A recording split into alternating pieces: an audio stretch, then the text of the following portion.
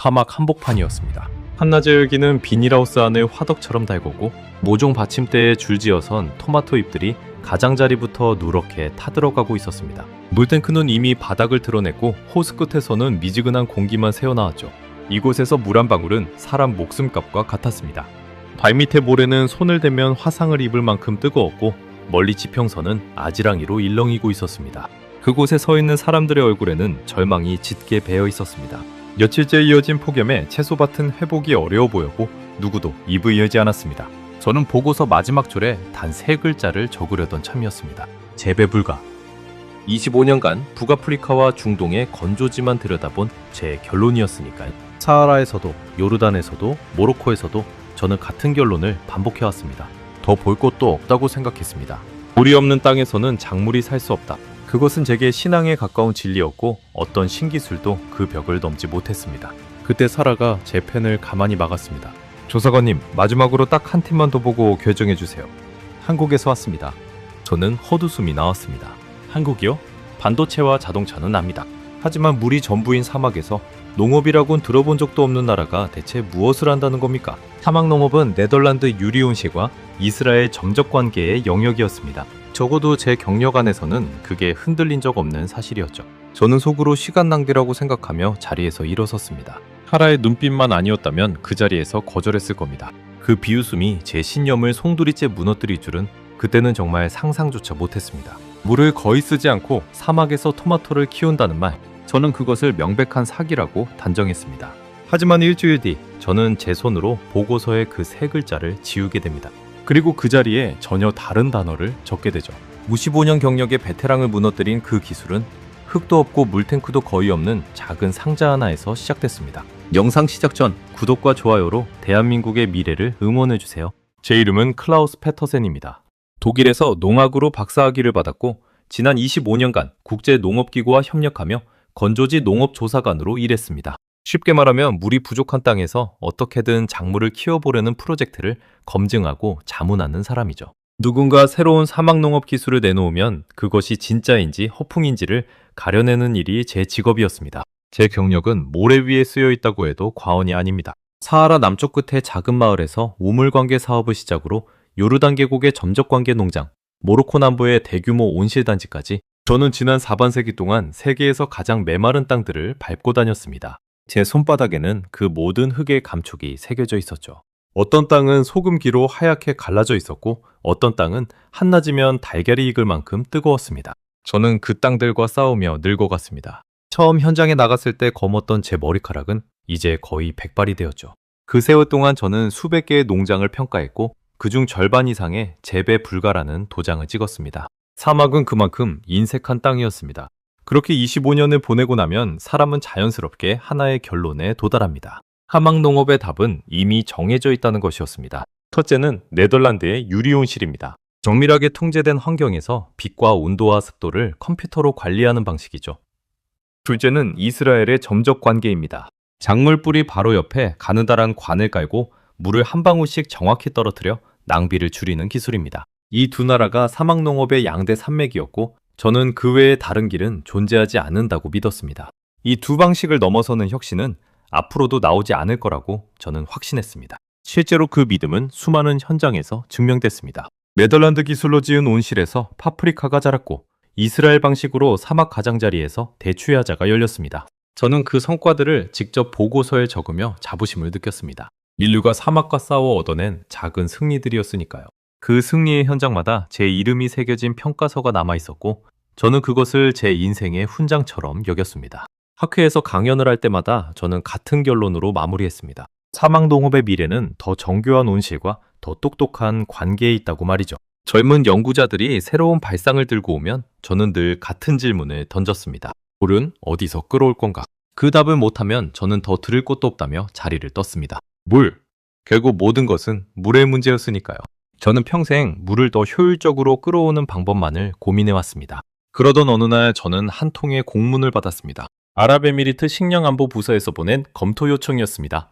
새로운 농업 기술 하나를 객관적으로 평가해달라는 내용이었죠. 그런데 기술 출처를 보고 저는 잠시 멈칫했습니다. 대한민국, 한국이라고 적혀 있었습니다. 저는 그 글자를 2번 다시 읽었습니다. 혹시 다른 나라를 잘못 적은 게 아닌가 싶어서요. 저는 그 문서를 책상 한쪽으로 밀어두었습니다.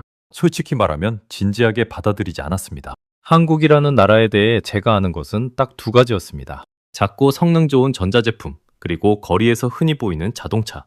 그게 전부였습니다. 농업이라는 단어와 한국을 같은 문장에 놓는다는 것 자체가 제게는 어색했습니다. 마치 빙하가 가득한 나라가 야자수 재배 비법을 가르치겠다는 것처럼 들렸으니까요. 저는 그 문서를 보며 한심하다는 듯 짧게 숨을 내쉬었습니다. 분명 어디선가 네덜란드나 이스라엘 기술을 베껴와서 자기네 것인 양 포장한 거겠지. 그렇게 단정하고 넘어갔습니다. 며칠 뒤 저는 오랜 동료에게 전화를 걸었습니다. 다비드 코엔. 이스라엘 출신의 온실 컨설턴트로 저와 20년 가까이 여러 사막 현장을 함께 누빈 친구입니다. 그러면 이 기묘한 요청에 대해 솔직한 의견을 줄 거라 생각했죠. 코엔은 저보다 더 보수적인 사람이었고 검증되지 않은 기술이라면 누구보다 먼저 코웃음을 칠 위인이었습니다. 우리는 사막 한복판에서 함께 밤을 새운 적도 여러 번이었습니다. 모래폭풍 속에서 온실 유리가 깨질까봐 둘이서 밤새 천막을 붙잡고 있던 기억도 있죠. 그만큼 우리는 사막을 잘한다고 자부했습니다. 코엔, 자네 혹시 한국의 사막농업 기술이라는 거 들어본 적 있나? 수화기 너머에서 그는 잠시 말이 없었습니다. 그러더니 가벼운 웃음소리가 들렸습니다. 한국이 농업을? 클라우스, 자네 농담하나? 그 나라는 산이 많아서 농사지을 땅도 별로 없는 곳 아닌가? 사막이라고는 구경도 못 해봤을 텐데 거기서 무슨 사막농법이 나온단 말인가? 저는 그 말에 고개를 끄덕였습니다. 코엔의 반응은 정확히 제 생각과 같았습니다. 사막을 직접 겪어보지 못한 나라가 사막농업의 해법을 내놓는다는 것은 마치 바다를 본 적 없는 사람이 항해술을 가르치겠다고 나서는 것과 같았으니까요. 우리 둘은 한참을 웃었습니다. 그 웃음이 얼마 지나지 않아 부끄러움으로 바뀔 줄도 모르고 말이죠. 그쪽에서 검토를 부탁하더군. 형식적인 절차겠지. 한번 보고 안 된다고 적어주면 끝날 일이야. 그래, 그렇게 하게. 어차피 답은 정해져 있으니까. 그래도 이왕 가는 거 나도 따라가지. 오랜만에 자네 무너지는 얼굴이나 한번 보세. 코엔이 농담을 던졌습니다. 물론 그 무너지는 얼굴의 주인공이 우리 둘 다가 될 줄은 그도 저도 몰랐었습니다. 코엔과의 통화는 제 마음을 더 굳혀주었습니다. 사막을 아는 두 전문가가 같은 결론에 도달했으니 더 의심할 것도 없다고 여겼죠. 전화를 끊고 나서 저는 다시 그 공문을 펼쳤습니다. 등록된 자료에는 간략한 기술 설명이 있었습니다. 흙을 쓰지 않는 재배, 물 사용량을 극단적으로 줄이는 방식, 그리고 컨테이너 모양의 이동식 농장. 읽으면 읽을수록 저는 미간을 찌푸렸습니다. 흙도 없이, 물도 거의 없이 작물을 키운다니. 이건 농업의 기본 원리를 정면으로 거스리는 주장이었습니다. 저는 자료를 손가락으로 톡톡 두드리며 고개를 가로저었습니다. 저는 25년 동안 한 가지 사실만큼은 확신하고 있었습니다. 식물은 뿌리로 물을 빨아들이고 그 물은 흙을 통해 공급된다는 것. 이 기본 중의 기본을 무시한 기술이 성공할 리 없다고 생각했습니다. 흙은 단순히 식물을 지탱하는 받침대가 아닙니다. 그 안에는 무수한 미생물과 양분이 살아있고 물을 머금어 천천히 식물에게 내어주는 거대한 저장고이기도 했습니다. 그 흙을 통째로 없앤다는 것은 제게는 농업 자체를 부정하는 말처럼 들렸습니다. 자료를 덮으며 저는 혼잣말을 했습니다. 또 하나의 과장된 홍보겠지. 투자 받으려고 만든 그럴듯한 포장일 거야. 하지만 마음 한구석에는 작은 가시 같은 의문이 박혔습니다. 만약 정말로 형식적인 사기였다면 아랍에미리트 정부가 굳이 저 같은 사람을 불러 객관적 검증을 요청할 이유가 있었을까요? 그들은 절박했습니다. 자기 나라 국민이 먹을 식량의 대부분을 외국에서 사와야 하는 처지였으니까요. 만약 외부에서 식량 공급이 끊기는 날이 온다면 그것은 곧 국가적 재난이 될 터였습니다. 그 절박함은 가짜를 검증하느라 낭비할 만큼 가벼운 것이 아니었습니다. 저는 그 사실을 알면서도 제 오랜 편견의 무게에 눌려 그 의문을 자꾸만 한쪽으로 밀어냈습니다. 그 작은 의문을 애써 무시하며 저는 검토 일정을 잡았습니다. 어차피 직접 보고 안 된다는 결론을 적으면 끝날 일이라고 스스로를 다독였습니다. 책상 위에는 제가 지난 25년간 작성한 보고서들이 쌓여 있었고 그 모든 보고서의 결론은 결국 네덜란드 아니면 이스라엘이었습니다. 이번에도 다르지 않을 거라고 저는 믿었습니다. 출장 전날 밤 저는 평소처럼 측정 장비와 노트 그리고 토양 분석 키트를 가방에 챙겼습니다. 어차피 그 키트를 쓸 흙조차 없는 곳으로 간다는 사실은 그때까지 제 머릿속에 들어오지 않았습니다. 저는 늘 하던 대로 늘 보던 것을 보러 간다고만 생각했습니다. 그때까지만 해도 저는 제 25년의 확신이 단 며칠 만에 산산조각 날 거라고는 꿈에도 생각하지 못했습니다. 짐을 꾸리는 제 손은 평소처럼 무덤덤했고 이 출장이 제 인생에서 가장 잊지 못할 여정이 되리라는 예감 같은 건 조금도 들지 않았습니다.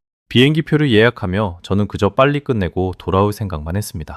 일정표에는 아랍에미리트의 사막 시범 농장 방문과 이어서 한국 현장 견학이 적혀 있었습니다. 저는 그 일정을 보며 속으로 중얼거렸습니다. 첫 번째 농장에서 이미 답은 나올 거라고. 한국까지 갈 일도 없을 거라고 말이죠. 하지만 운명은 이미 저를 제가 평생 외면해온 전혀 다른 농업의 세계로 끌고 가고 있었습니다. 그 시작은 아주 평범한 비행기 한 편이었지만 그 끝은 제 인생을 통째로 바꿔놓게 됩니다. 사흘 뒤 오전 아랍에미리트 아부다비 외곽의 사막 시범 농장이었습니다. 비행기에서 내려 차로 2시간을 더 달려 도착한 그곳은 지평선 끝까지 모래뿐인 황무지 한가운데였습니다. 차 문을 여는 순간 뜨거운 공기가 한꺼번에 밀려와 숨이 턱 막혔습니다. 한낮 기온은 섭씨 48도. 휴대전화 화면에 뜬 그 숫자를 보며 저는 헛웃음이 나왔습니다. 이런 곳에서 무엇을 키운단 말입니까? 발밑에 모래는 신발 밑창을 뚫고 올라올 만큼 달궈져 있었고 입안은 차에서 내린 지 채 1분도 되지 않아 바싹 말라붙었습니다. 멀리 보이는 비닐하우스 단지만 아니었다면 이곳을 농장이라고 부를 사람은 아무도 없었을 겁니다. 저를 맞이한 사람은 사라 알 무하일이었습니다. 아랍에미리트 식량안보 부서에서 일하는 현지 관계자였죠. 30대 후반쯤으로 보이는 그녀는 더위에도 흐트러짐 없이 단정한 차림이었지만 눈빛에는 깊은 피로와 절박함이 동시에 어려 있었습니다. 원길 오시느라 고생하셨습니다, 패터센 박사님. 그리고 코엔 선생님도요. 그녀가 손을 내밀며 인사했습니다. 저는 악수를 나누며 바로 본론으로 들어갔습니다. 기존 농장부터 보여주시죠. 현재 어떤 방식으로 재배하고 계신지부터 확인해야겠습니다. 사라는 고개를 끄덕이며 우리를 비닐하우스 단지로 안내했습니다. 그곳에는 10여 개의 온실이 줄지어 서 있었습니다. 멀리서 봤을 때는 그럴듯해 보였습니다. 네덜란드와 이스라엘 기술을 결합한 제법 잘 지어진 시설이었으니까요. 적어도 겉모습만큼은 제가 평가서에 합격점을 줬을 법한 수준이었습니다.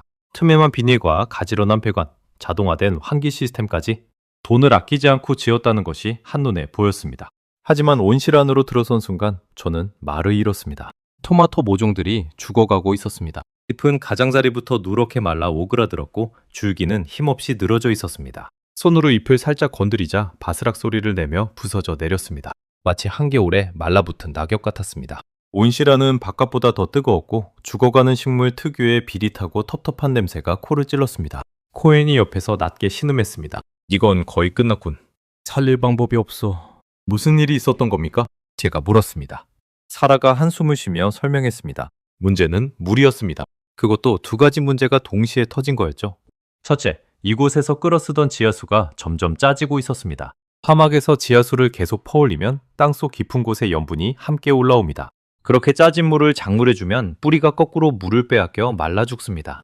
이른바 염류화 현상이었습니다. 저는 그 설명에 천천히 고개를 끄덕였습니다. 25년간 수도 없이 봐온 비극이었으니까요.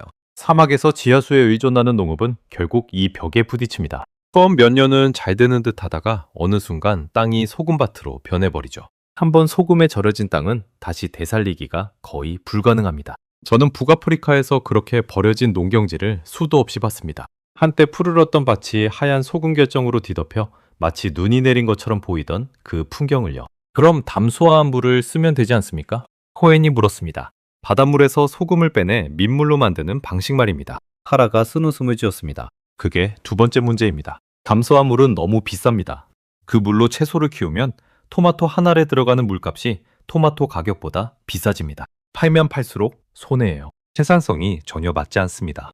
저는 그 말에 입을 다물었습니다. 정확한 지적이었기 때문입니다. 담소화는 엄청난 에너지를 잡아먹습니다.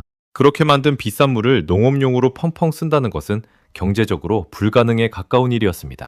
부유한 산유국이라 해도 마찬가지였습니다.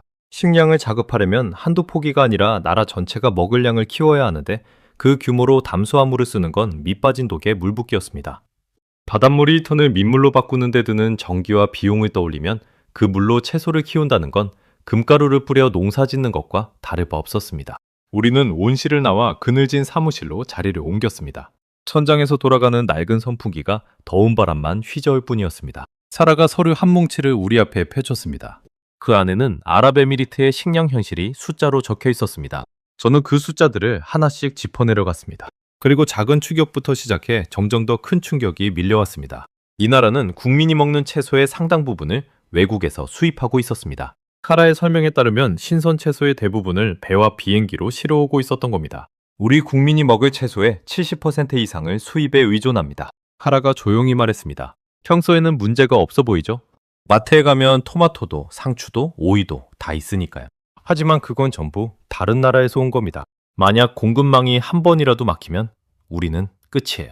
그녀의 목소리에는 떨림이 있었습니다. 저는 그 떨림의 의미를 알았습니다.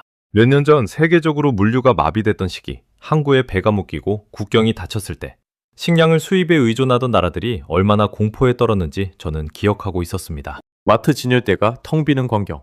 그것은 부유한 나라에게도 결코 남의 일이 아니었습니다. 돈다발을 들고 있어도 살 물건이 진열대에 없으면 그 돈은 종이 조각에 불과했으니까요.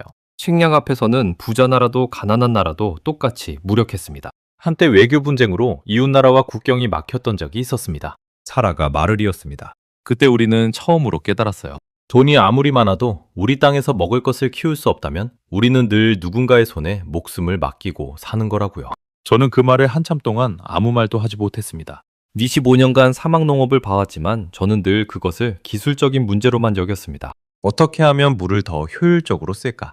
어떻게 하면 수확량을 늘릴까? 하지만 사라에게 이것은 기술이 아니라 생존의 문제였습니다. 자기 아이의 식탁에 올릴 채소를 남의 나라 사정에 따라 있다가도 없어지는 그 불안 속에서 그녀는 살고 있었던 겁니다. 저는 그제야 사라의 눈빛에 어린 절박함의 정체를 이해했습니다. 그것은 단순한 직업적 책임감이 아니라 자기 나라의 미래를 짊어진 사람만이 가질 수 있는 무게였습니다. 코엔이 침묵을 깨고 입을 열었습니다. 사라, 솔직히 말하겠습니다. 우리가 아는 모든 방법은 이미 여기서 시도해 본 것 같군요. 네덜란드 온실, 이스라엘 관계. 그런데도 이 모양이라면 우리가 더 보탤 게 있을지 모르겠습니다. 평소에 코엔답지 않은 말이었습니다. 늘 자신만만하던 그가 처음으로 한계를 인정하고 있었습니다. 그리고 솔직히 저도 같은 심정이었습니다. 제 머릿속에 든 모든 해법을 떠올려 봤지만 어느 것도 이 상황을 근본적으로 바꿀 수 없었습니다. 지하수는 짜지고 담수화는 비싸고 그 사이에서 작물은 말라 죽고 이것은 출구가 보이지 않는 미로였습니다. 저는 평생 이 미로 안에서 길을 찾는 일을 해왔지만 결국 그 미로에는 출구가 없다는 결론에 이르러 있었습니다. 인간이 사막을 이길 수는 없다. 그저 사막의 가장자리에서 조금씩 버틸 뿐이다. 그것이 제 25년의 결론이었습니다. 저는 펜을 꺼내 들었습니다. 그리고 보고서 첫 장에 익숙한 결론을 적으려 했습니다. 재배 불가. 현 조건에서 경제성 있는 사막 채소 재배는 불가능함. 25년간 수백 번 적어온 그 문장이 손끝에서 자연스럽게 흘러나오려 했습니다. 바로 그때 사라가 제 손목을 가만히 잡았습니다. 그녀의 손은 더운 날씨에도 차갑게 식어 있었습니다. 조석원님, 그녀가 저를 똑바로 바라보며 말했습니다. 마지막으로 딱 한 팀만 더 보고 결정해 주세요. 내일 한국팀이 자기네 기술을 시연합니다. 박사님이 보시고도 안 된다고 하시면 그때는 저도 깨끗이 포기하겠습니다. 저는 그 간절한 눈빛을 외면할 수 없었습니다. 어차피 결과는 뻔하다고 생각했지만 그녀의 마지막 부탁만큼은 들어주기로 했습니다. 펜을 내려놓으며 저는 속으로 중얼거렸습니다. 좋아, 내일 그 한국 기술이라는 걸 직접 보고 나서 이 문장을 적어도 늦지 않겠지? 어차피 하루 더 늦어진다고 결론이 달라질 일은 없을 테니까. 저는 그렇게 스스로를 설득했습니다. 그날 밤 숙소로 돌아온 저는 쉽게 잠들지 못했습니다. 창밖으로 끝없이 펼쳐진 어두운 사막을 바라보며 저는 죽어가던 토마토 모종과 사라의 차가운 손을 번갈아 떠올렸습니다. 그리고 다음날 보게 될 한국 기술이 어차피 또 하나의 실패 사례에 불과할 거라고 스스로를 다독였습니다. 하지만 그 예상은 다음날 아침 정반대로 뒤집히게 됩니다. 한국 기술의 시연은 아부다비 현지가 아니라 기술이 태어난 곳에서 직접 확인하기로 했습니다. 제가 그렇게 요청했거든요. 어차피 검증할 거라면 본진을 봐야 한다는 게 제 고집이었습니다. 일주일 뒤 저와 코엔은 인천공항을 거쳐 한국 동남쪽의 도시 포항에 도착했습니다. 포항으로 가는 길 차창밖 풍경을 보며 저는 코엔에게 말했습니다. 보게, 코엔. 온통 초록색이야. 산과들의 물이 넘쳐나는 나라라고. 이런 데서 자란 사람들이 물 한 방울 없는 사막을 어떻게 이해하겠나. 코엔도 창밖을 보며 고개를 끄덕였습니다. 비가 충분히 내리고 강이 흐르는 이 땅의 사람들이 물의 절박함을 알 리 없다고 저는 확신했습니다. 그 확신은 제 마지막 자존심이기도 했습니다. 사막을 모르는 자가 사막에 답을 한다는 건 어불성설이라고 저는 비행기 안에서도 몇 번이나 드네었습니다. 그렇게 스스로를 단단히 무장하지 않으면 어쩐지 불안했기 때문입니다. 마음 깊은 곳에서는 이미 작은 동요가 시작되고 있었는지도 모르겠습니다. 포항역에 내리니 비릿한 바닷바람과 함께 멀리 거대한 제철소의 굴뚝이 보였습니다. 철강과 조선의 도시. 그런 곳에 사막농업 기술의 본진이 있다는 것 자체가 제게는 또 한 번 고개를 갸웃하게 만드는 일이었습니다. 우리를 맞이한 것은 서민호라는 젊은 엔지니어였습니다. 30대 초반으로 보이는 그는 작업복 차림에 손에는 기름때가 묻어 있었습니다. 양복을 빼입고 우리를 설득하려 들 거라 예상했던 저는 그 소박한 차림에 오히려 살짝 당황했습니다. 말수가 적었고 첫인사도 짧았습니다. 오시느라 고생하셨습니다. 바로 보여드리겠습니다. 화려한 설명도 거창한 환영사도 없었습니다. 저는 속으로 생각했습니다. 보여줄 게 변변찮으니 말이 없는 거겠지? 자신 있는 사람일수록 말이 많은 법인데 이렇게 조용하다는 건 그만큼 내세울 게 없다는 뜻이라고 저는 멋대로 해석했습니다. 그 해석이 얼마나 어리석은 것이었는지는 곧 알게 됩니다. 서민호가 우리를 안내한 곳은 놀랍게도 평범한 시골 창고처럼 보이는 건물이었습니다. 그 옆에는 화물 운송용 컨테이너 몇 개가 줄지어 놓여 있었습니다. 저는 주위를 둘러보며 의아했습니다. 거대한 유리호실도 복잡한 배관 시설도 커다란 물탱크도 보이지 않았습니다. 농장이라고 하기엔 너무 휑한 풍경이었습니다. 제가 지금껏 평가해온 사막 농장들은 하나같이 거창했습니다. 수만 제곱미터의 유리온실, 하늘을 찌를 듯한 물탱크, 끝없이 이어진 관계 파이프. 규모가 곧 기술력이라고 믿었던 제 눈에 이 작은 창고와 컨테이너 몇 개는 그저 초라하게만 보였습니다. 농장은 어디 있습니까? 제가 물었습니다. 서민호는 컨테이너 하나를 가리켰습니다. 이안입니다. 저는 코엔과 눈빛을 교환했습니다. 그 눈빛에는 같은 생각이 담겨 있었습니다. 장난하나? 컨테이너 안에서 무슨 농사를 짓는다는 거지? 서민호가 컨테이너의 문을 열었습니다. 그리고 안으로 들어선 순간 저는 발걸음을 멈췄습니다. 컨테이너 안에는 선반이 층층이 쌓여 있었고 그 위에 식물들이 빼곡히 자라고 있었습니다. 그런데 무언가 결정적으로 이상했습니다. 흙이 없었습니다. 화분도 토양도 어떤 형태의 흙도 보이지 않았습니다. 식물들은 마치 공중에 떠 있는 것처럼 뿌리를 아래로 드러낸 채 매달려 있었습니다. 하얗고 가는 뿌리들이 마치 푸포스처럼 아래로 드리워져 있었고 그 사이로 컨테이너 내부에 은은한 보랏빛 조명이 비쳤습니다. 그것은 제가 평생 봐온 어떤 농장과도 닮지 않은 마치 미래의 실험실 같은 풍경이었습니다. 이게 대체 뭡니까? 제 목소리가 저도 모르게 떨렸습니다.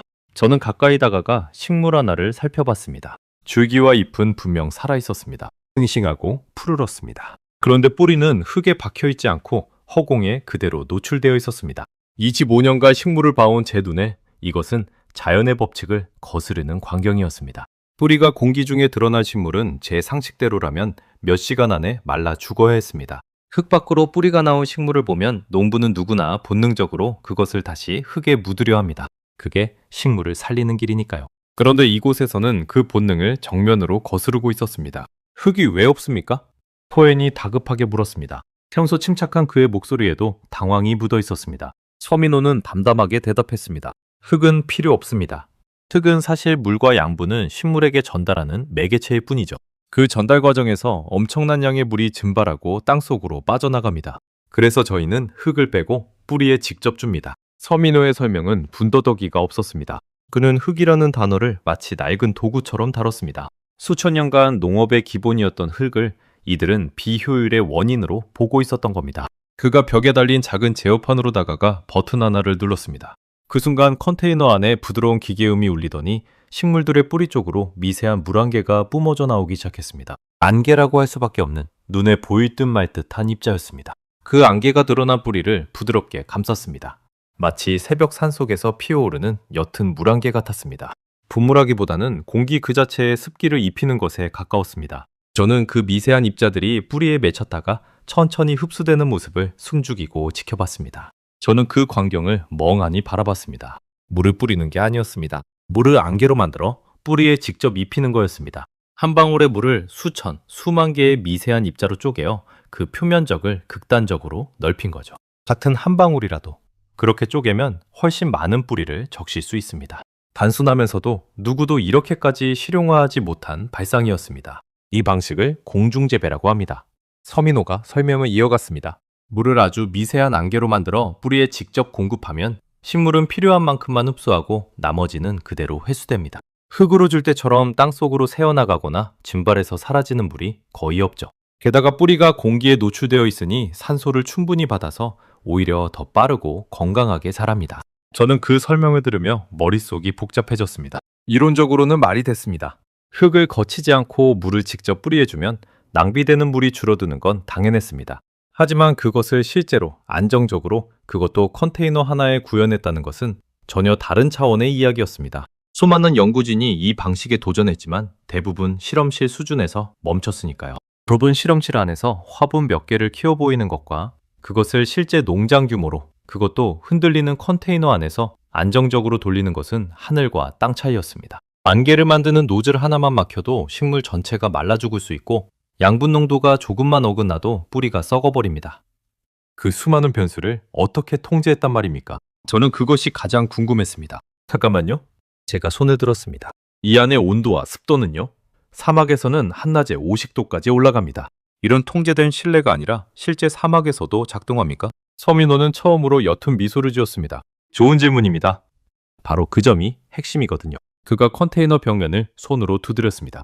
이 컨테이너 자체가 외부 환경을 차단하는 단열 구조입니다. 안쪽은 사물 인터넷 센서로 온도, 습도, 빛, 양분 농도까지 1초 단위로 자동 조절됩니다. 바깥이 영하든 50도든 상관없습니다. 사막 한복판을 갖다 놓아도 안은 늘 작물에게 최적의 상태로 유지됩니다. 바깥 환경이 어떻든 이 안은 봄날입니다. 그는 마치 날씨 이야기를 하듯 담담하게 말했습니다. 하지만 그 담담함이 오히려 저를 더 압도했습니다. 자신이 이룬 것이 얼마나 대단한지조차 의식하지 못한 채 그저 당연한 일을 설명하는 사람의 태도였으니까요. 저는 컨테이너 천장과 벽면을 둘러봤습니다.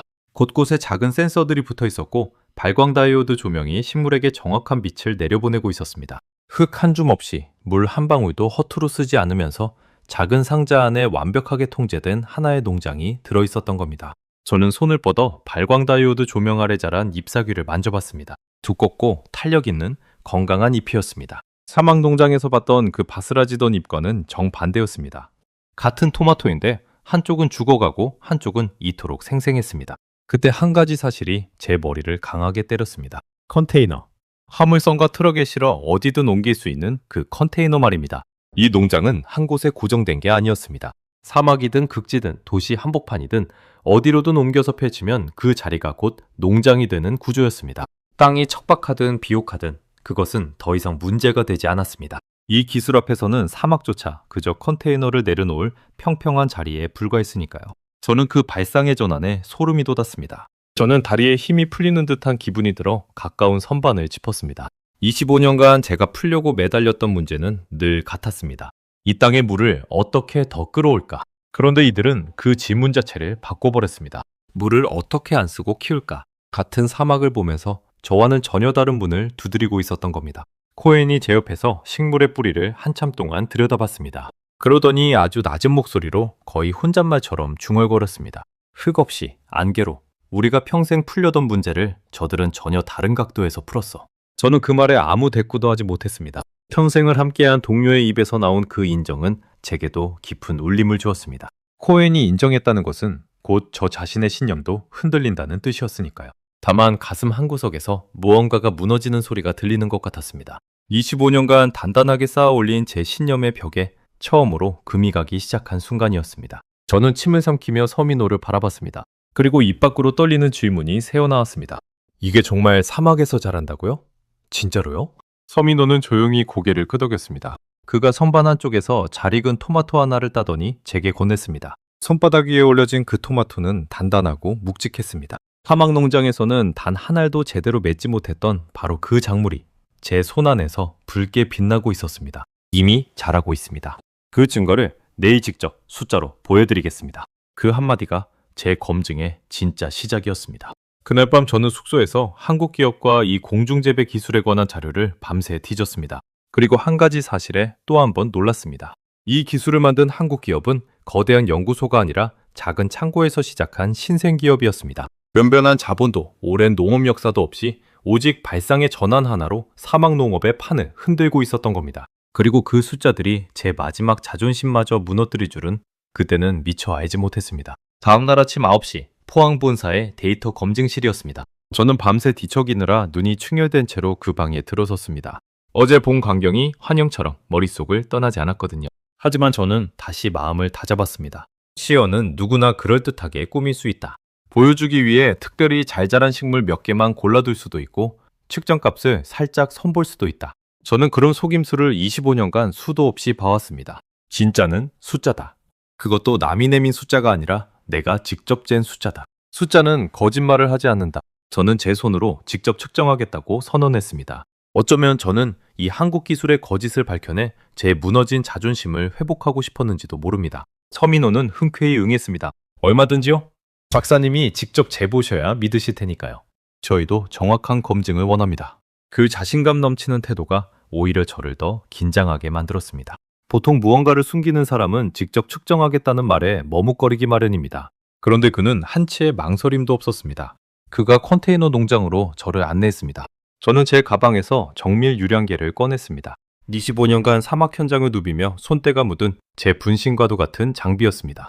이 장비로 저는 수백 개의 농장을 평가했고 수많은 과장된 주장들의 거짓을 밝혀냈습니다. 누군가 물을 절반만 쓴다고 자랑하면 저는 이 유량계로 그 절반이 사실은 3분의 1에 불과하다는 것을 증명해왔습니다. 그래서 저는 이 장비를 믿었습니다. 사람의 말은 거짓일 수 있어도 정확히 보정된 유량계의 숫자는 거짓일 수 없으니까요.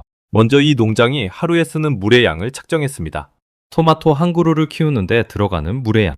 그것을 일반 노지 재배, 그러니까 흙에서 키울 때의 양과 비교하는 게 핵심이었습니다. 저는 측정 조건을 까다롭게 잡았습니다. 같은 품종의 토마토, 같은 무게로 수확하는 데 들어가는 물의 총량. 어떤 꼼수도 끼어들 수 없도록 농장으로 들어가는 모든 물길에 유량계를 직접 연결했습니다. 그리고 농장 밖으로 빠져나가는 물도 따로 쟀습니다. 들어간 물에서 회수된 물을 빼면 실제로 소비된 순수한 물의 양이 나오니까요. 측정이 시작됐습니다. 유량계의 숫자가 천천히 올라갔습니다. 저는 그 숫자를 보며 처음에는 코웃음을 쳤습니다. 분명 어디선가 물이 새거나 측정에 빠진 부분이 있을 거라고 생각했으니까요. 이렇게 적은 물로 작물이 자란다는 것은 제 모든 경험에 비춰봐도 있을 수 없는 일이었습니다. 저는 측정 호스의 연결 부위를 다시 점검하고 혹시 우회로가 있는지 농장 구석구석을 살폈습니다. 하지만 숨겨진 물길 같은 건 어디에도 없었습니다. 그런데 1시간, 2시간이 지나도 숫자는 제 상식을 한참 밑돌았습니다. 결과가 나왔습니다. 저는 그 숫자를 보고 처음에는 제 눈을 의심했습니다. 일반 흙농사와 비교했을 때 이 농장은 물을 99% 절감하고 있었습니다. 99%. 다시 말해 흙에서 토마토를 키울 때 물 100통이 든다면 이곳에서는 단 한 통으로 같은 토마토를 키운다는 뜻이었습니다. 그 숫자가 의미하는 바를 머리로 이해하면서도 가슴은 그것을 받아들이기를 거부했습니다. 99%라는 숫자는 농업의 역사에서 한 번도 본 적 없는 수치였습니다. 저는 측정값을 손으로 가리며 다시 쟀습니다. 분명 제가 실수한 거라고 믿었거든요. 두 번째 측정. 결과는 같았습니다. 저는 장비가 고장났나 싶어 예비 유량계를 꺼냈습니다. 세 번째 측정. 또 같았습니다. 손끝이 미세하게 저려오는 것을 느꼈습니다. 세 번을 다시 쟀는데도 숫자는 한치의 흔들림도 없이 같은 자리를 가리키고 있었습니다. 이게 어떻게 가능합니까? 제 입에서 신음 같은 말이 새어나왔습니다. 세 번째 측정을 끝내고 나서야 저는 이 숫자를 인정할 수밖에 없다는 것을 깨달았습니다. 제 평생의 경험과 자존심이 한꺼번에 거부하고 있었지만 유량계는 냉정하게 진실만을 말하고 있었습니다. 서민호가 차분히 설명했습니다. 두 가지 기술이 합쳐진 결과입니다. 첫째, 뿌리에 미스트로 직접 분사하니 흙으로 줄 때처럼 새어나가는 물이 없습니다. 둘째, 작물이 잎으로 내뿜는 수증기를 그냥 날려보내지 않고 다시 포집해서 뿌리에 돌려줍니다. 물을 한 번 쓰고 버리는 게 아니라 농장 안에서 계속 순환시키는 거죠. 그래서 거의 새어나가는 물이 없습니다. 저는 그 설명에 말문이 막혔습니다. 물을 순환시킨다는 발상. 사막에서 한 방울의 물조차 아껴야 하는 그곳에서 이들은 이미 쓴 물조차 회수해 다시 쓰고 있었던 겁니다. 제가 평생 고민한 것은 어떻게 물을 더 끌어올까였는데 이들은 한 번 들어온 물을 절대 밖으로 내보내지 않는 방법을 만든 거였습니다. 생각해보면 사람이 좁은 공간에서 숨을 쉬면 그 입김으로 유리창에 김이 서리듯 식물도 끊임없이 수분을 뿜어냅니다. 그 수분을 그냥 환기로 날려버리는 것이 기존 농업이었다면 이곳은 그 김 한 방울까지 모아 다시 뿌리로 돌려보내고 있었던 겁니다. 닫힌 상자 안에서 물은 사라지지 않고 끝없이 돌고 또 돌았습니다. 하지만 충격은 거기서 끝이 아니었습니다. 코엔이 옆에서 물었습니다. 그럼 흙 없이 키우는 다른 방식, 수경 재배하고 비교하면 어떻습니까? 그것도 물을 적게 쓰는 방식 아닙니까? 좋은 질문이었습니다. 물을 적게 쓰기로는 수경 재배도 유명했으니까요. 흙 없이 물의 양분을 녹여 키우는 방식 말입니다. 서민호는 기다렸다는 듯 또 다른 자료를 펼쳤습니다. 저는 그 자료를 받기 전에 직접 수경 재배 방식의 표준 데이터를 떠올려 봤습니다. 수경 재배는 이미 흙농사보다 물을 훨씬 적게 쓰는 방식으로 정평이 나 있었습니다. 그러니 거기서 더 줄인다 해도 기껏해야 10%, 20% 정도겠거니 했습니다. 그 결과가 제 두 번째 충격이었습니다. 이 공중재배 기술은 그 효율적이라는 수경재배와 비교해도 물을 90%나 더 절약하고 있었습니다. 10%가 아니라 90%. 한 자릿수를 예상한 자리에서 두 자릿수가, 그것도 거의 끝까지 채운 숫자가 튀어나온 겁니다. 저는 그 자료를 손에 쥐고 한참을 들여다봤습니다. 종이를 쥔 손끝의 감각이 점점 무뎌지고 귓가에서 제 심장 소리가 북처럼 울리기 시작했습니다. 일반 농사보다 99%, 수경재배보다도 90%. 제가 알던 가장 효율적인 방식조차 이 기술 앞에서는 물을 펑펑 쓰는 낭비처럼 보였습니다. 저는 거기서 멈추지 않았습니다. 25년 경력의 자존심이 그대로 무너지는 것을 인정할 수 없어서 저는 다른 약점이라도 찾아내려 했습니다. 옳은 그렇다 칩시다. 하지만 양분은요? 비료는 흙보다 훨씬 많이 들어가지 않습니까? 농약도 마찬가지일 테고요.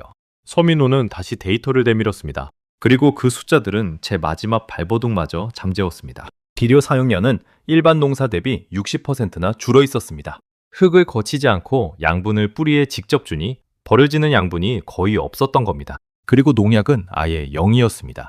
외부와 완전히 차단된 깨끗한 환경에서 키우니 해충이 들어올 틈이 없어 농약을 한 방울도 쓰지 않았습니다. 저는 그 의미를 곱씹었습니다. 농약 없이 키운 토마토라는 건 곧 씻지 않고도 안심하고 먹을 수 있는 작물이라는 뜻이었습니다. 사막에서 자랐는데 그 어떤 청정 지역의 작물보다 깨끗했습니다. 이 또한 제 상식을 뒤집는 일이었습니다. 저는 의자에 털썩 주저앉았습니다. 입안이 바싹 마르고 등줄기를 따라 서늘한 기운이 천천히 내려갔습니다. 다리에 힘이 들어가지 않았습니다. 물도, 비료도, 농약도. 농사의 모든 자원에서 이 기술은 압도적이었습니다. 게다가 성장 속도조차 일반 수경재배보다 1.5배나 빨랐습니다.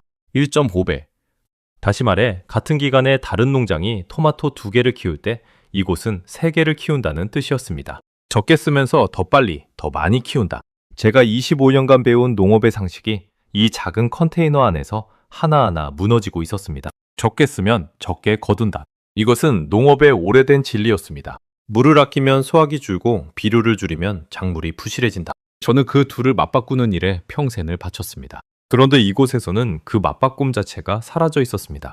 아끼면서도 더 거둔다. 저울의 양쪽이 동시에 올라가는 있을 수 없는 일이 벌어지고 있었습니다. 코엔이 제 옆에 앉으며 깊은 한숨을 내쉬었습니다. 그의 얼굴은 창백했습니다. 평생 이스라엘 정적관계의 우수성을 자부해온 사람이었습니다. 그의 조국은 사막을 옥토로 바꾼 나라로 전 세계의 존경을 받아왔고 코엔은 그 자부심을 등에 업고 살아온 사람이었습니다.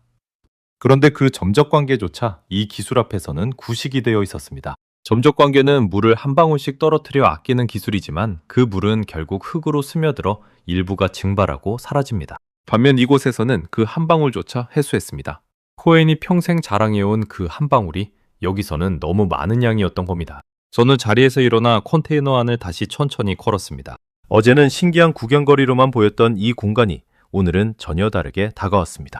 한 줄로 늘어선 선반마다 토마토가 붉게 익어가고 있었고 발광 다이오드 조명 아래에서 그 빛깔은 보석처럼 선명했습니다. 사막에서 죽어가던 그 모종들과 이곳에서 탐스럽게 열린 열매들. 같은 작물의 정반대 운명이 제 머릿속에서 겹쳐졌습니다.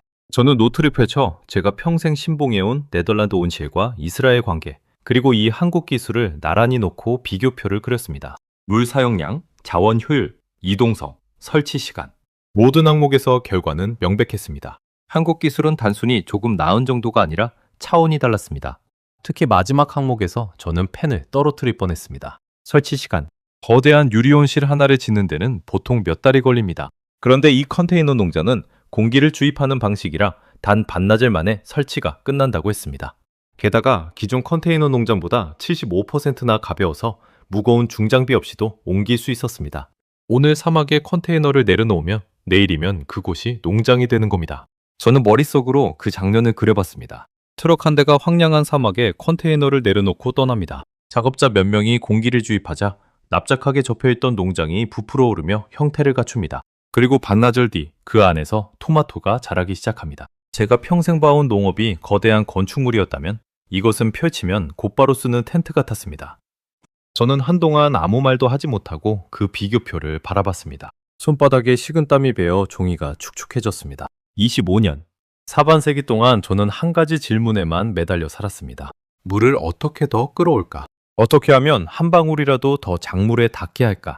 그런데 이 한국 사람들은 그 질문 자체가 틀렸다고 말하고 있었습니다. 마치 평생 더 빠른 말을 키우는데 몰두한 사람 앞에 누군가 자동차를 끌고 나타난 것 같았습니다. 경쟁의 차원이 다른 게 아니라 경쟁하는 종목 자체가 달랐던 겁니다. 서민호가 조용히 그러나 분명한 목소리로 말했습니다. 박사님, 물이 부족한 게 문제가 아니었습니다. 우리는 그동안 물을 잘못 쓰고 있었을 뿐이죠. 그 한마디가 제 가슴을 정확히 관통했습니다.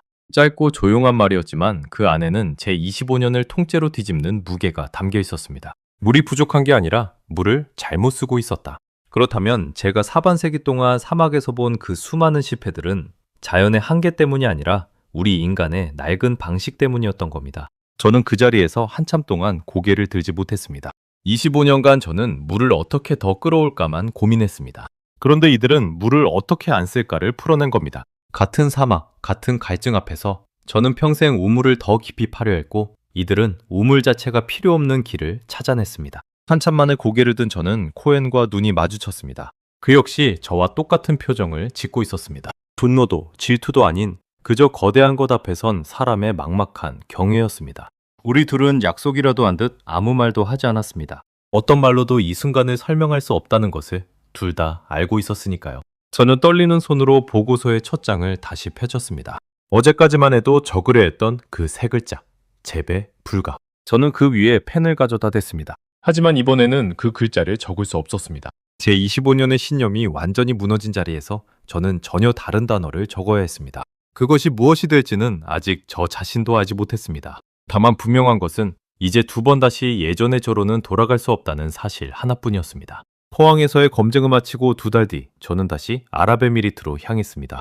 이번에는 의심을 품은 조사관이 아니라 직접 두 눈으로 결과를 확인하고 싶은 한 사람으로서였습니다. 서민호가 보여준 데이터는 완벽했지만 저는 마지막 한 가지를 더 봐야 했습니다. 실험실 속 숫자가 아니라 실제 사막에 설치된 농장에서 진짜 토마토가 열리는 광경을요. 포항의 통제된 환경에서 잘 자라는 것과 진짜 사막의 가혹한 조건에서 살아남는 것은 다른 이야기일 수 있었으니까요. 저는 그 마지막 의심의 끝만큼은 놓지 않고 있었습니다. 어쩌면 그것이 25년 조사관으로 살아온 제 마지막 직업적 본능이었는지도 모르겠습니다. 목적지는 아부다비의 한 대학교였습니다. 그곳은 지속가능한 농업을 연구하겠다는 혁신 전략의 일환으로 한국의 그 공중재배 농장을 실제로 도입한 곳이었습니다.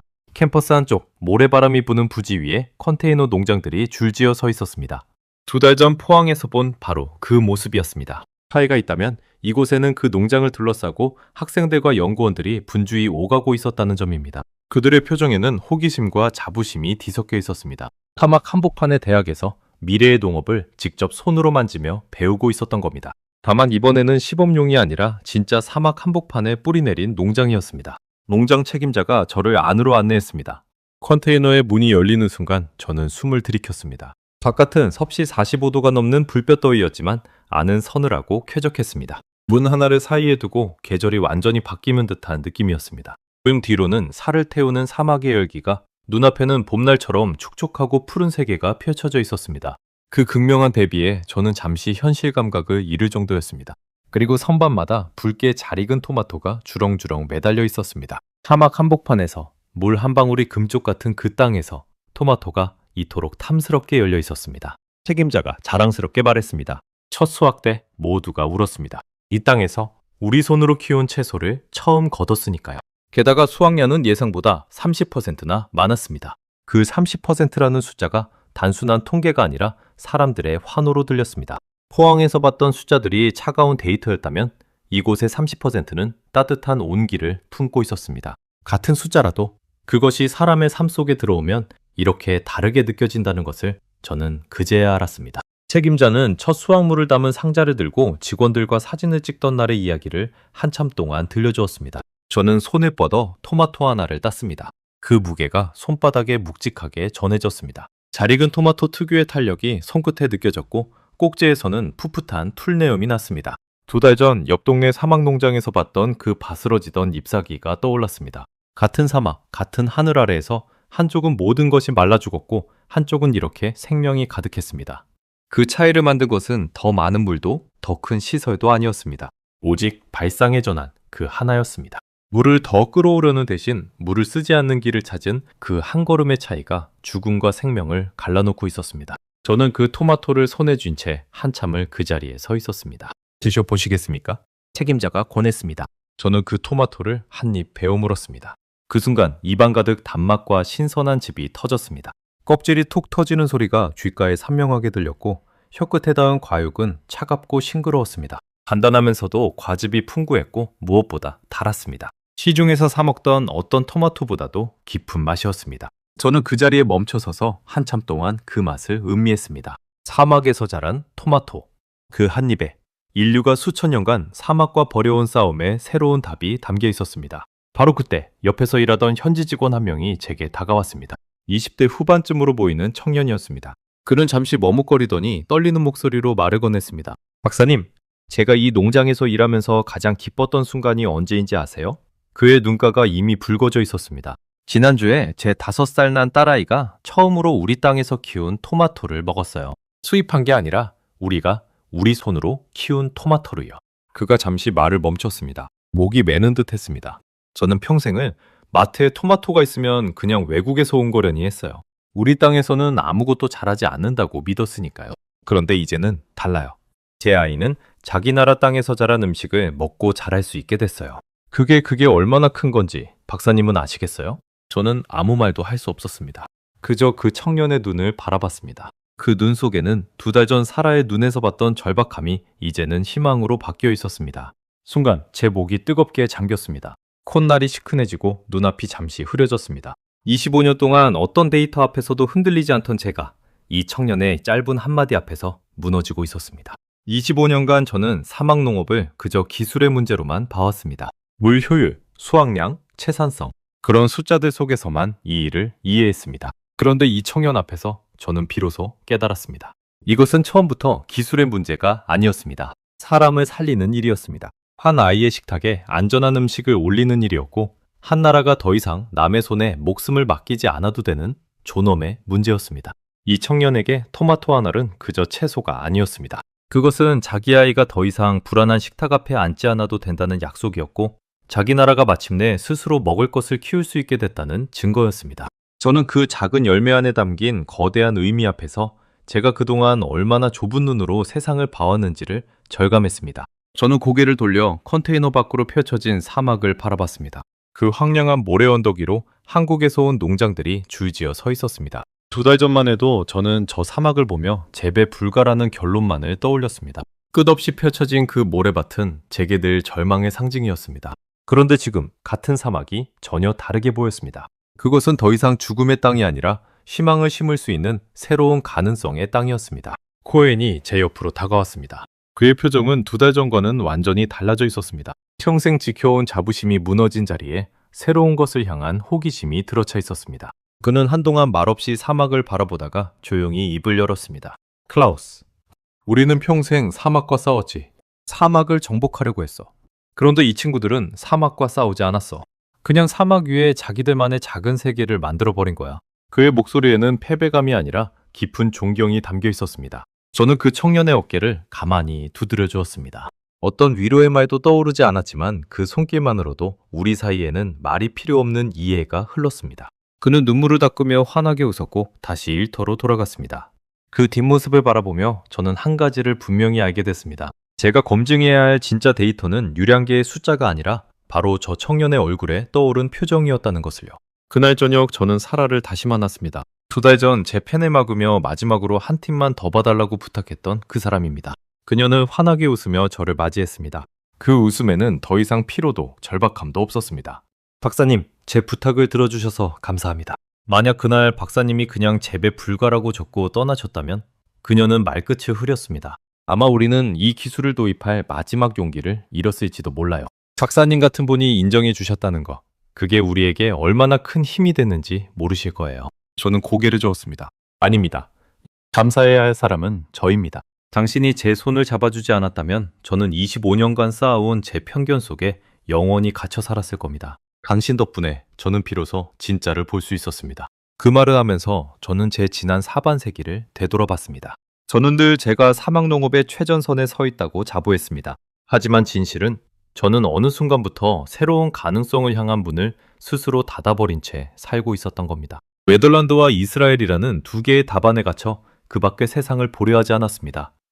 어쩌면 저는 그 두 개의 답을 지키는 것이 곧 제 경력과 권위를 지키는 일이라고 무의식 중에 믿었는지도 모릅니다. 새로운 답을 인정하는 순간 제 25년이 낡은 것이 되어버린다는 두려움. 그 두려움이 제 눈을 가리고 있었던 겁니다. 한국이라는 나라의 기술을 저는 보지도 않고 비웃었습니다. 사막을 모르는 나라라며 코웃음 쳤습니다. 그 오만이 하마터면 진짜 혁신을 영영 놓치게 만들 뻔했습니다.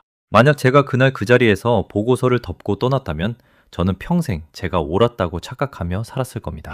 그리고 이 사막의 아이들은 여전히 남의 나라에서 온 토마토만을 먹으며 자랐겠죠. 저는 숙소로 돌아와 보고서를 펼쳤습니다. 2달 전 적으려다 멈췄던 그 빈자리. 저는 마침내 그 자리에 적어야 할 단어를 찾았습니다. 재배 불가가 아니라 새로운 표준. 하막농업의 미래가 여기에 있다는 제 평생 가장 확신에 찬 결론이었습니다. 하지만 그 단어를 적기 전에 저는 잠시 펜을 멈추고 창밖에 별이 가득한 사막 하늘을 올려다봤습니다. 가슴 깊은 곳에서 25년간 한 번도 느껴보지 못한 어떤 뜨거움이 차올랐습니다. 그것은 패배감이 아니라 새로운 것을 배운 자만이 느낄 수 있는 벅찬 감동이었습니다. 나이 50이 넘어 100발이 다 된 이 나이에도 사람은 이렇게 배우고 바뀔 수 있구나. 그 사실 하나가 제 지난 25년의 어떤 성취보다도 값지게 느껴졌습니다. 매일 저는 이 보고서를 완성할 것이고 그것은 제 인생에서 가장 의미 있는 한 장이 될 거라는 예감이 들었습니다. 그로부터 1년이 흘렀습니다. 저는 독일의 제 사무실 책상 앞에 앉아 그동안 한국 스마트팜이 걸어온 길을 정리하고 있었습니다. 그리고 그 확산의 속도에 저는 다시 한번 놀라야 했습니다. 보통 새로운 농업 기술이 한 나라에서 자리 잡는 데만도 수년이 걸립니다. 그런데 한국의 이 기술은 불과 1년 사이에 여러 나라의 국경을 넘나들고 있었습니다. 한국의 스마트팜은 더 이상 아랍에미리트 한 곳에 머물러 있지 않았습니다. 작은 컨테이너에서 시작된 그 기술은 중동 전역으로 빠르게 번져나가고 있었습니다. 먼저 오만이었습니다. 한국의 한 식품기업이 오만에 컨테이너형 스마트팜 2동을 수출하며 첫 발을 내디뎠습니다. 흥미로운 것은 그 기업이 원래 농업회사가 아니라 라면을 만드는 회사였다는 점입니다. 그 회사는 무려 1995년부터 작은 감자 연구소를 세워 농업 기술을 차곡차곡 쌓아왔다고 했습니다. 30년 가까이 묵묵히 준비한 기술이 마침내 사막에서 꽃을 피운 겁니다. 저는 그 끈기에 또 한 번 고개를 숙였습니다. 그 다음은 아랍에미리트였습니다. 현지의 한 대형 호텔 및 유통기업과 딸기 스마트팜을 짓고 운영하기로 협약을 맺었습니다. 사막의 고급 호텔 식탁에 그 땅에서 직접 키운 신선한 딸기가 오르게 된 겁니다. 불과 얼마 전까지만 해도 모든 신선식품을 비행기로 실어와야 했던 그 나라에서 말이죠. 그리고 마침내 사막의 나라 사우디아라비아에까지 그 발걸음이 닿았습니다. 사우디는 국토의 95%가 사막인 나라입니다. 그 광활한 모래의 땅에서 한국 품종의 딸기를 1년 내내 키우는 스마트팜 사업이 시작됐습니다. 사우디는 식량의 70% 이상을 수입에 의존하며 국가 차원의 농업 전략을 세워 식량 작업에 사활을 걸고 있는 나라였습니다. 그런 나라가 자국의 미래를 한국 기술에 맡긴 겁니다. 리야드에서 체결된 그 협약의 규모는 무려 3천만 달러에 달했습니다. 한국 딸기는 크기와 당도, 맛이 뛰어나기로 이미 세계적으로 유명했는데 그 딸기를 이제 사막 한복판에서 키우게 된 겁니다. 협약을 맺은 사우디의 한 농산물 기업은 전국의 9개의 농장을 총 80헥타르 규모로 운영하는 대형 회사였습니다. 그들은 그 농장에서 키운 농산물을 사막의 호텔과 식당 곳곳에 공급하고 있었습니다. 그런 거대 기업이 한국의 기술을 선택했다는 것은 한국 스마트팜이 이제 일시적 유행이 아니라 사막 농업의 새로운 표준으로 자리 잡았다는 증거였습니다. 한국은 그해 안에 리야드에 시범 농장을 짓고 딸기 시범 생산에 들어가기로 했습니다. 오만에서 시작된 작은 부시가 1년 만에 중동 최대 산유국의 식탁까지 바꾸기 시작한 겁니다. 저는 그 소식들을 읽으며 1년 전 포항의 그 작은 창고를 떠올렸습니다. 흙도 없고 물탱크도 없던 그 컨테이너 몇 개. 그것이 이제는 사막의 여러 나라를 잇는 거대한 흐름이 되어 있었습니다. 한 사람의 발상이 한 나라의 기술이 수많은 사람의 삶을 바꾸고 있었습니다. 오만의 농부도 아랍에미리트의 호텔 요리사도 사우디의 한 가정도 이제 자기 땅에서 자란 신선한 농산물을 손에 쥘 수 있게 됐습니다. 그 변화의 출발점이 한국의 그 작은 창고였다는 사실이 저는 여전히 믿기지 않았습니다. 저는 의자에 깊숙이 몸을 기대고 지난 1년을 천천히 되짚어봤습니다. 처음 한국이라는 글자를 봤을 때 코웃음 쳤던 저, 사막을 모르는 나라라며 무시했던 저, 그리고 데이터 앞에서 무너지고 한 청년의 눈물 앞에서 고개 숙였던 저.